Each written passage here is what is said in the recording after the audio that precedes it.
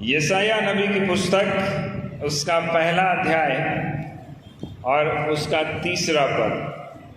यशायाह नबी की पुस्तक उसका पहला अध्याय और उसका तीसरा पद। वहाँ पर लिखा है, बैल तो अपने मालिक को और गधा अपने स्वामी की चरनी को पहचानता है, परंतु इस्राएल मुझे नहीं जानता, मेरी प्रजा विचार नहीं करती। इस्राएल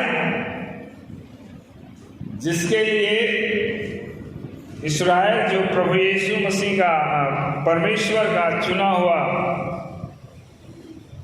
कौम, चुना हुआ समाज, उसके लिए वचन कह रहा है कि ये प्रजा जो है मुझे पहचानती नहीं, मेरे बारे में विचार नहीं करती।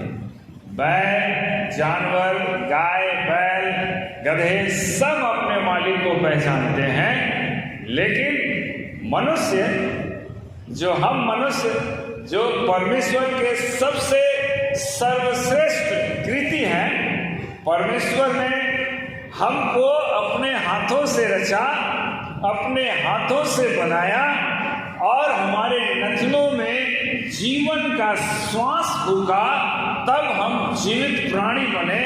और परमेश्वर ने ऐसे ही छोड़ भी नहीं दिया हमको एक बहुत अच्छे वाटिका में रखा ताकि हम लोग आराम से जी सके, खा सके, रह सके। सब कुछ इंतजाम किया। सबसे पहले परमेश्वर ने सारा कुछ इंतजाम किया, उसके बाद उसने मनुष्य को बनाई।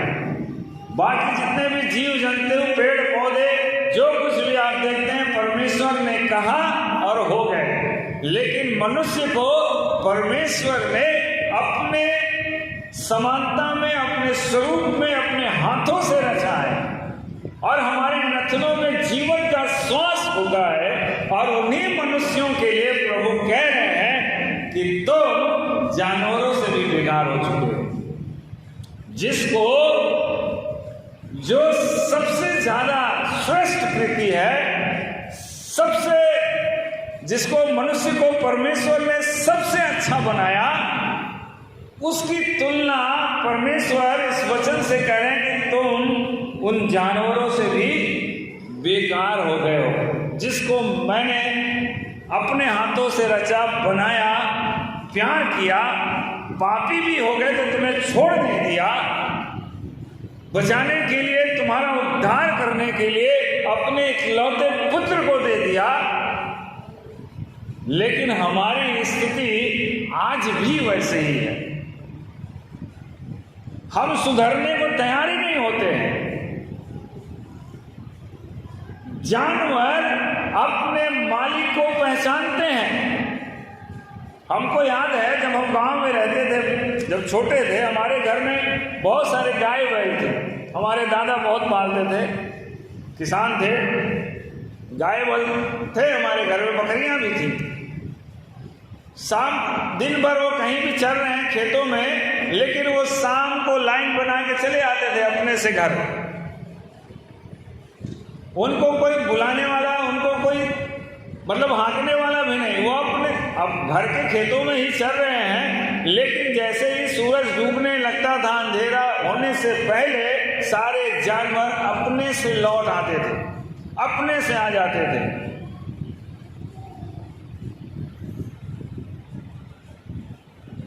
जानवर अपने मालिक को पहचानते हैं। जानवर अपने स्वामी की चरनी को, जिस चरनी में वो खाते हैं, उसमें उसको पहचानते हैं। लेकिन मनुष्य जो परमेश्वर के सबसे सर्वश्रेष्ठ कृति है, जिसको परमेश्वर ने अपनी समानता में, अपने स्वरूप में बनाया, वो मनुष्य परमेश्वर को नहीं पहचानता, वो विचार नहीं करता। ये वचन यशायाह नबी की पुस्तक और उसका पहला अध्याय और तीसरा पद में बिल्कुल साफ साफ लिखा है कि बैल तो अपने मालिक को और गधा अपने स्वामी की चरनी को पहचानता है, परंतु इस्राएल यानी हम मनुष्य, हम अपने परमेश्वर को, अपने सृष्टिकर्ता को हम पहचानते नहीं, उसके बारे में विचार नहीं करते। इतने बदतर हो गए हैं हम, इतने मन के हटीले हो चुके हैं कि बार बार कोई बात कहते रहो, वचन से बताते रहो, लेकिन समझ ही नहीं आता, सुनाई नहीं देता।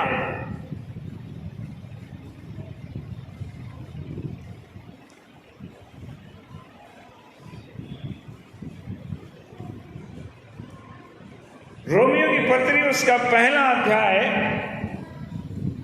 उसके 28 पद से कुछ पदों को पढ़ें जरा कोई जोर से। रोमियो की पत्री उसका पहला अध्याय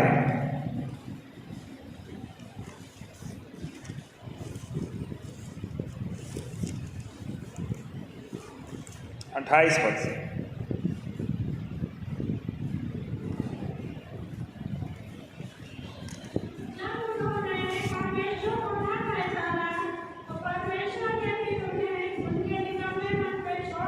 एक मिनट। जब उन्होंने परमेश्वर को पहचानना न चाहा, इसलिए परमेश्वर ने उन्हें उनके निकम्मे मन पर छोड़ दिया। आगे कि वे अनुचित काम करें। और आगे पूरा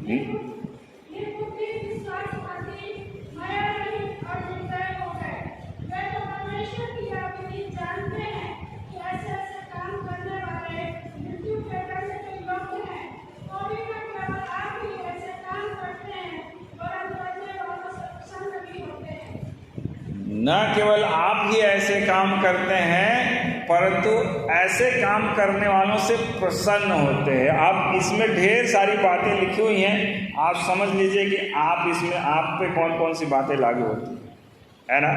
29 पद से बहुत ही साफ साफ लिखा है, वे सब प्रकार के अधर्म और दुष्टता और लोभ और बैर भाव से भर गए, और डाह और हत्या और झगड़े और छल और ईर्ष्या से भरपूर हो गए, और चुगलखोर, बदनाम करने वाले, परमेश्वर के देखने में घृणित, औरों का अनादर करने वाले, अभिमानी, डींगमार, बुरी बुरी बातों को बनाने वाले, माता पिता की आज्ञा न मानने वाले, निर्बुद्धि, विश्वासघाती, माया रहित और निर्दयी हो गए। माया रहित और निर्दयी होंगे। इसलिए परमेश्वर का वचन यहां पर कह रहा है, बता रहा है कि बैल अपने मालिक को और गधा अपने स्वामी की चरनी को पहचानता है, परंतु हम मनुष्य जो हम परमेश्वर के सबसे श्रेष्ठ कृति है, सबसे अच्छा, सबसे सुंदर दुनिया में मनुष्य को परमेश्वर ने बनाया और उसके अंदर अपने जीवन का श्वास फूका। और इस मनुष्य के बारे में कह रहे परमेश्वर कि हम इससे भी बदतर, इन जानवरों से भी बदतर हो गए, जानवरों से भी बदतर हो गए। हम 2-3 एग्जाम्पल देके हम बताएंगे आपको कि हम कैसे इतने खराब हो गए हैं, है ना।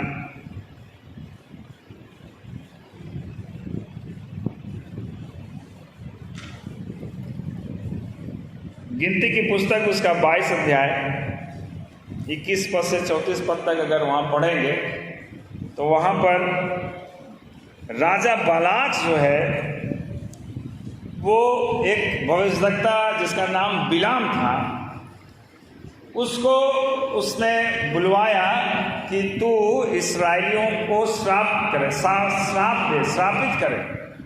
इस्राएली उस समय वहाँ से पार हो रहे थे उस जगह से, और ये राजा बालाक नहीं चाहता था कि इस्राएली वहाँ से जाए, तो उनको श्रापित करने के लिए भविष्यद्वक्ता को बुलाया कि तू इनको श्राप दे।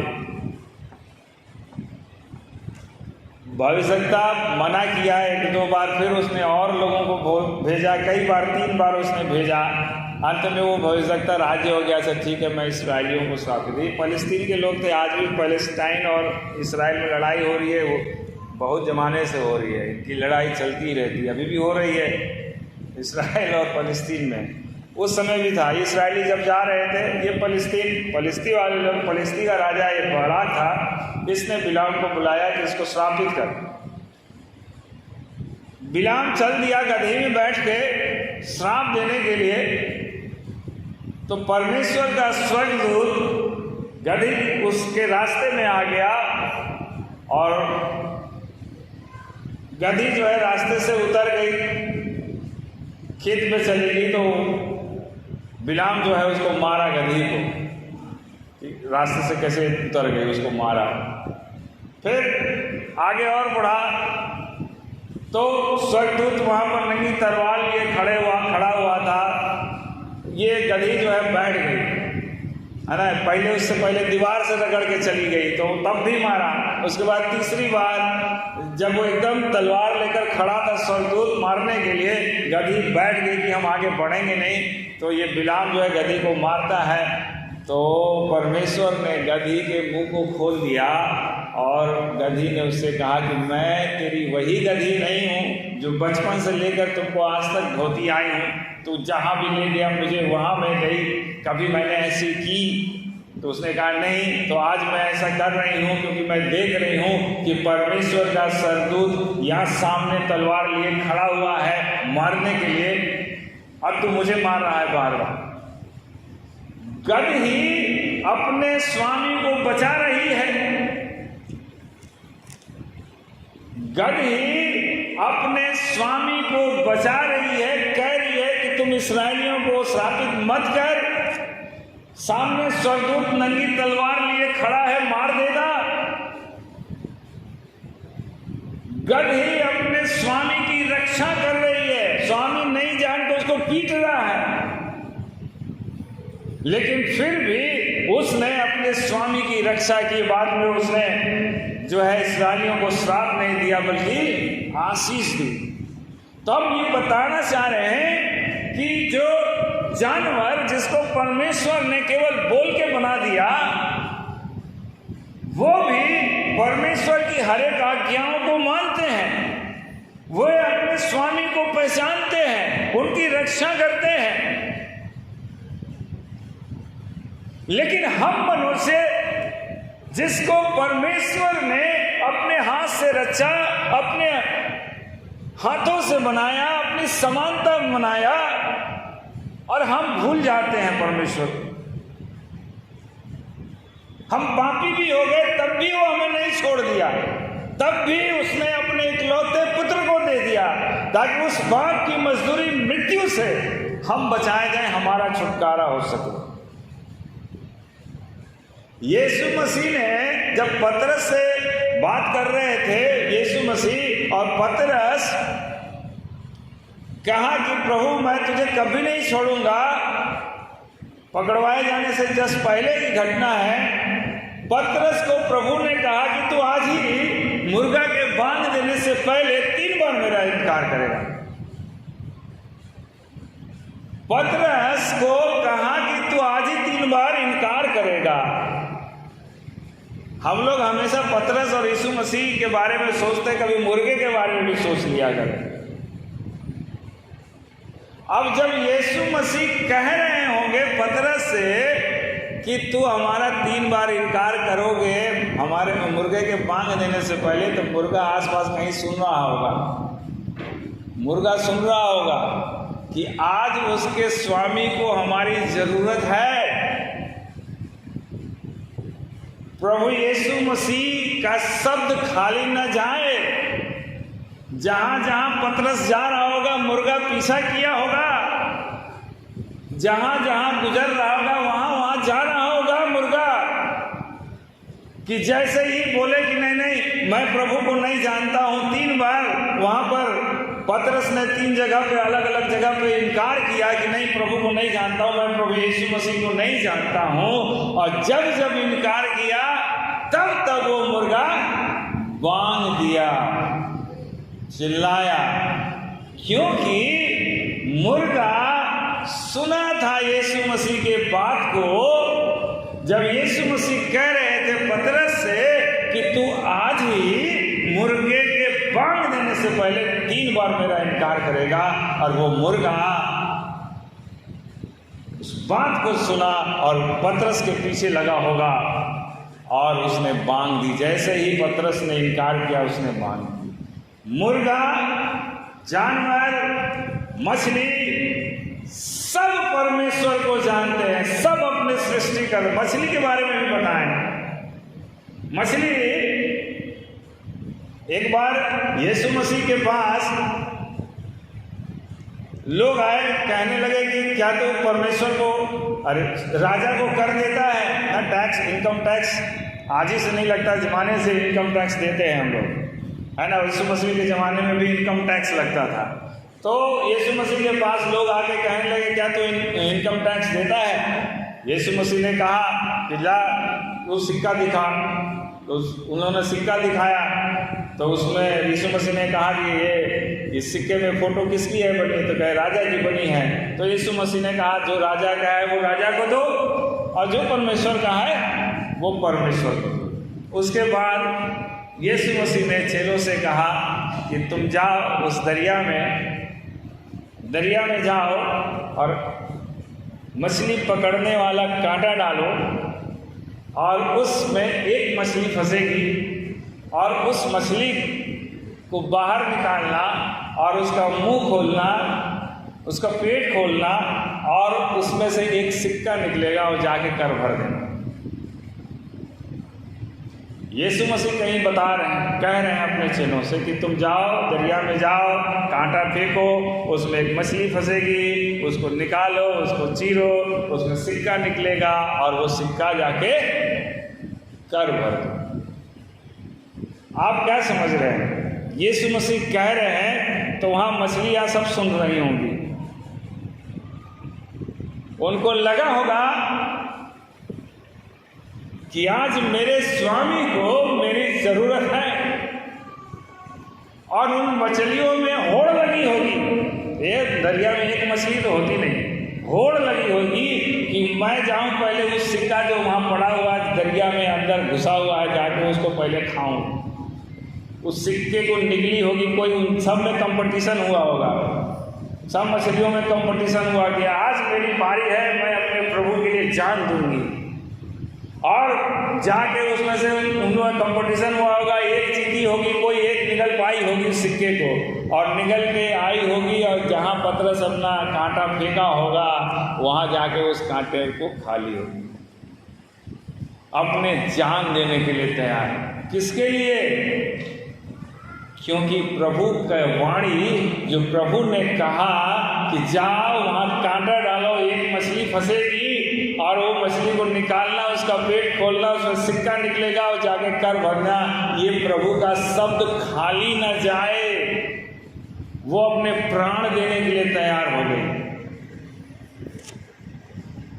गधे, बैल, गाय, मछली, मुर्गा, मुर्गी, वो कबूतर जो अरे कौवा, सबसे चालाक जो पक्षी है कौवे को परमेश्वर ने आदेश दी कि राजा के घर किचन में से जाके गोश्त निकाल लेके, और एलिया जो जंगल में पड़ा हुआ है वहाँ जाके खाना खिलाओ, उसको गोश्त खिलाओ, मीट खिलाओ। कौवा जो सबसे लालची प्राणी है, सबसे चालाक पक्षी है, उसको परमेश्वर ने आदेश दिया कि तुम राजा के किचन से भोजन ले जाके और एलिया जो परमेश्वर का दास है उसको खिलाओ जंगल में, है ना। कौवा से कोई चीज़ छीन के दिखा दीजिए, आप छीन नहीं पाएंगे, बहुत चालाक प्राणी है। लेकिन उसने भी परमेश्वर की आज्ञा को क्या किया, पालन किया। राजा के किचन में से जाके खाना निकालना ये मामूली काम नहीं है ना। हम लोग अपने घर में का चिड़ियों को घुसने का पूरा बना के रखते क्या, घुस जाए कहीं से ना, सब तरफ से पैक हो। राजा का महल तो और पैक होगा, और बहुत सारे आदमी, बहुत सारे सैनिक भी होंगे, लेकिन उन सब से बचते बचाते जाती होगी और वहाँ से खाना लेके उड़ के भाग जाती होगी। किसी तरह से जान बचा के वो जाके एलिया को खिलाती होगी।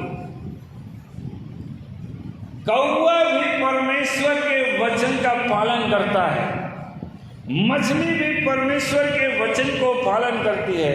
आंधी और पानी, जब पतरस और उन सारे साथी नाव में थे और यीशु मसीह नाव में डूब रहे, नाव में सो रहे थे, बहुत दरिया में तूफान आ गया, पर चेले घबरा गए, स्वामी स्वामी हम नाश हुए जाते हैं। परमेश्वर ने आंधी और प्रभु यीशु मसीह ने आंधी और पानी को डांटा और सब कुछ शांत हो गया। आंधी और पानी भी प्रभु यीशु मसीह की आज्ञा का पालन करते हैं। मछली भी, मुर्गा भी, जीव जंतु जो कुछ भी है, सब परमेश्वर की आज्ञा का पालन करते हैं और उसके हर एक शब्दों का उसको पूरा करते हैं। लेकिन हम मनुष्य, जिसको परमेश्वर ने अपने हाथों से रचा, अपने हाथों से बनाया, हमारी सृष्टि की अपनी समानता में बनाई, अपने स्वरूप में बनाया, जीवन का श्वास फूका हमारे नथनों में, और हम पापी भी हो गए तब भी नहीं छोड़ा, और हमारे लिए अपने इकलौते पुत्र को दे दिया, और वो पुत्र ऐसा कि उसने अपनी जान हमारे लिए दे दी। लेकिन फिर भी हम सुधरते नहीं। आज भी हमारे पांव पाप करने के लिए दौड़ते हैं, आज भी हमारा मुंह चुगली करने के लिए मचलता रहता है, आज भी हमारे हाथ गलत काम करने के लिए तैयार रहते हैं, आज भी हमारा मन, हमारा हृदय जो है दूसरों से जलने के कारण, उड़ने के कारण, हमारे अंदर तमाम प्रकार की परेशानियां हम अब खुद से पैदा कर लेते हैं। परमेश्वर चाहता है कि हम उसकी आज्ञाओं का पालन करें। हम उसके सबसे श्रेष्ठ कृति हैं। परमेश्वर हमसे प्यार करता है और वो चाहता है कि हम अपने जीवन को उसके वचन के मुताबिक बिताएं, अपने चाल चलन को सुधारें।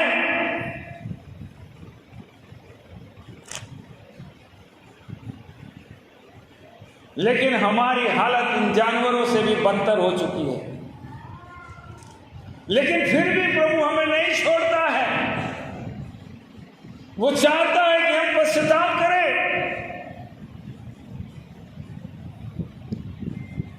हम उसको फिर से अपने जीवन का स्वामी बनाएं और उसकी राह पे और उसके वचन पर आगे चलें, उसके बताए हुए मार्ग पे चलें।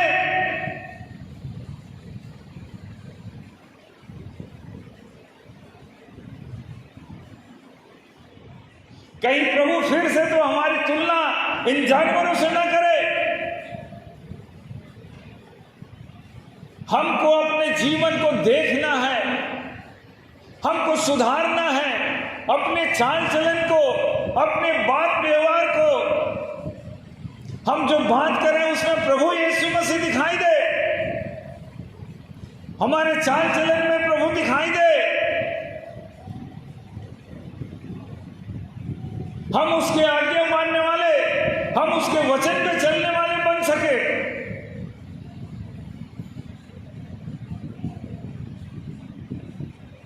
प्रभु हम सबों की सहायता करे, हम सबों की मदद करे कि हम उसके नियम पर, उसके कानून पर, उसके बताए हुए मार्गों पर हम आगे बढ़ सके, आगे चल सके। प्रभु आप सबों को बहुत आशीष दे। जय यीशु। बोलो प्रभु यीशु मसीह की।